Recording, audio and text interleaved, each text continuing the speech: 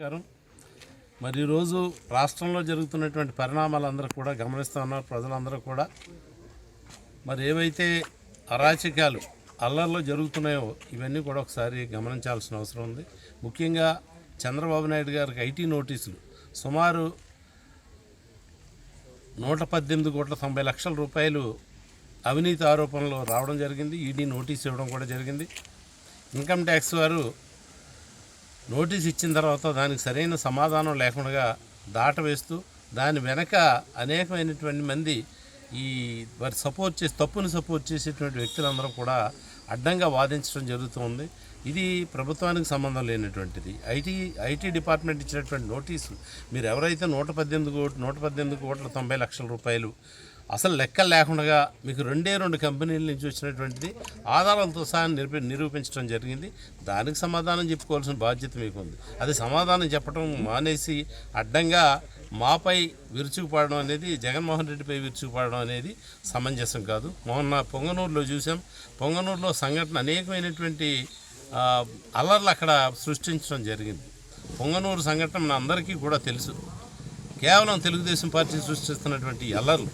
నిన్న భీమవరం చూసుకున్నట్టయితే భీమవరంలో కూడా ఏదో రకంగా, ఎందుకంటే ప్రజల ఆదరాభిమానాలు అయితే వారికి లేవు, ఏదో రకంగా ఇక్కడ అల్లరి సృష్టించి ప్రజల్లోకి ఫోకస్ అవ్వాలనేటువంటి ఆలోచనతో ఇవాళ దుర్మార్గమైనటువంటి ఒక నడక అయితే నడుస్తూ ఉంది.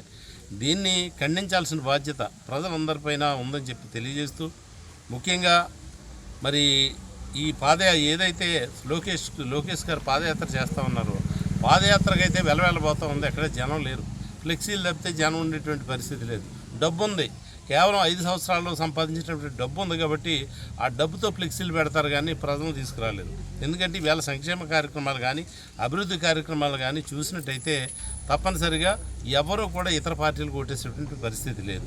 దాన్ని తట్టుకోలేనటువంటి ఈ లోకేష్ కానీ చంద్రబాబు నాయుడు కానీ వెనకాల ఉన్నటువంటి ఈ భజన సమాజం కానీ వీళ్ళందరూ తట్టుకోలేక ఈ అల్లర్లు సృష్టిస్తూ ఉన్నారు. రాజోలు నియోజకవర్గానికి వచ్చేసరికి మీరు ఎక్కడైనా R&B రోడ్లు వేసినటువంటి దాఖలాలు ఉన్నాయా?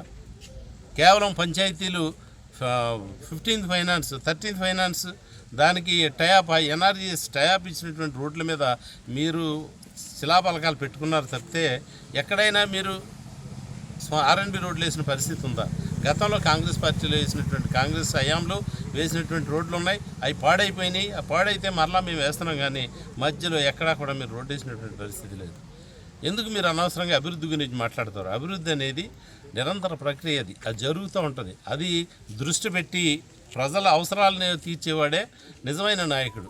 మీకు ఎక్కడ రోడ్డు కానీ ఈ రోడ్లు నేను ఇప్పుడు వేళ బీసావరంలో గడప గడప కార్యక్రమంలో ఉన్నాను. నేను 2009లో MLA చేసేటప్పుడు ఈ రోడ్డు వేయడం జరిగింది.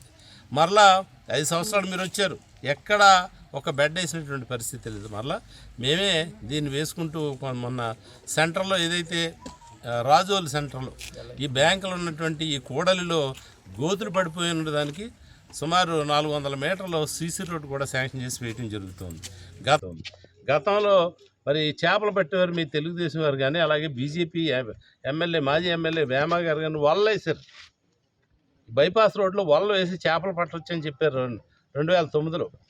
అప్పుడు నేను డబ్బులు లేకపోయినా సరే వేరే కాంట్రాక్టర్ని పిలిపించి నేను గ్రాంట్ తర్వాత ఇస్తాను మీరు రోడ్డు వేయమని చెప్తే ఆ రోడ్డు వేసి సీసీ రోడ్డు వేసాం. ఇప్పటివరకు చెక్ చేరుకున్నాం. ఈవేళ మరలా ఈ బ్యాంక్ కూడల్లో ఉన్నటువంటి రోడ్డు కూడా వేయటం జరుగుతుంది. అనేకమైన రోడ్లు సుమారు 13 కోట్ల రూపాయలతో ముస్లాం గుడి దగ్గర నుంచి మానేపల్లి వరకు రోడ్డు వేయడం జరిగింది.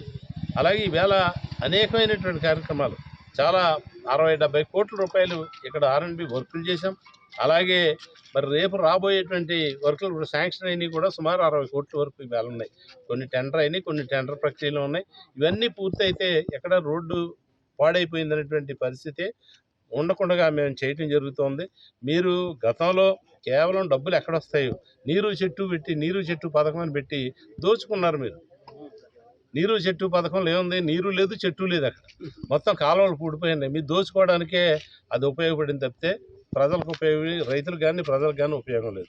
ఈవేళ ఇవన్నీ మీకు తెలుసు. మేమేం చేయలేకపోయాం. ప్రజలు మా వెంట లేరు. తప్పనిసరిగా దీని అల్లర్లు సృష్టించైనా సరే దీన్ని చెదరగొట్టాలనేటువంటి ఆలోచనతో మీరు ఉన్నారు. మీ దుర్మార్గమైన ఆలోచన ప్రజలు గమనిస్తూ ఉన్నారు. ప్రజలు ఎవరో కూడా మాయ మాటలు నమ్మే పరిస్థితులు లేరు. మీరు ఎన్ని కొట్టుకున్నా జగన్మోహన్ రెడ్డి మరలా ముఖ్యమంత్రి అవుతాడు. మంచి మెజార్టీతో ముఖ్యమంత్రి అయ్యే అవకాశం ప్రజలు ఇవ్వడానికి సిద్ధంగా ఉన్నారు. మీరు ఎన్ని నాటకాలు చేసినా ఏమీ జరగవు. తప్పనిసరిగా జగన్మోహన్ రెడ్డి ముఖ్యమంత్రి కాబోతున్నాడు. అలాగే ఇంకా ఏదైతే మీరు కుట్రలు చేస్తూ ఉన్నారో ఈ కుట్రలన్నీ కూడా తిప్పికొట్టడానికి ప్రజలు కూడా సిద్ధంగా ఉన్నారు.